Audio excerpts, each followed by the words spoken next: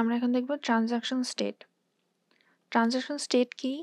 A transaction state is the condition of a transaction while it is being proceeded in the database. Easily যদি বলতে চাই যে আমার যখন ট্রানজাকশন হবে এবং সেটা স্টেটগুলো কি কি হবে বা কখন কোন স্টেটে থাকবে এবং কতগুলো পসিবল সবগুলো আর কি এটা ব্রিফ আকারে বলা হচ্ছে। তাহলে আমি যদি দেখি আমার প্রথমে তো অ্যাক্টিভ থাকতেছে, এটা ইনিশিয়াল স্টেট। দেন এখান থেকে আমার পার্শিয়ালি কমিটেড হবে, দেন আমার কমিটেডে যাবে। আর যদি পার্শিয়াল কমিটেডে কোনো এরর আসে তখন সেটা ফেল্ডে যাবে, ফেল্ড থেকে দেন আসবে অ্যাবর্টেড। অ্যাবর্টেড থেকে আমি ডিসাইড করব যে আমি আদৌ এটা রান করব কি করব না, আইদার কিল করব না হলে আমি রিস্টার্ট করে আবার এটাকে কমিটেড করব কিনা। তা এটা আমি একটু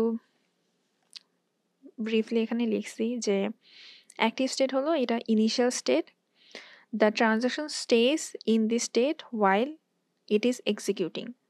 এটা ইনিশিয়াল স্টেটে থাকে যখন এটা এক্সিকিউট হওয়া স্টার্ট হয়।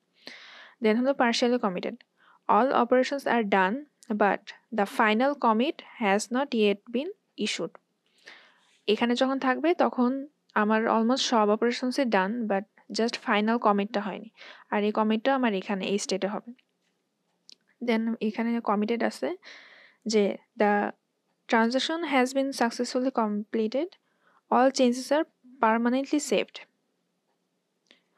তারপরে failed, something went wrong before the transaction could complete, the transaction can not continue. এখন যেহেতু কন্টিনিউ হচ্ছে না, এরপরে নেক্সটে অ্যাবর্টেডে যাবে।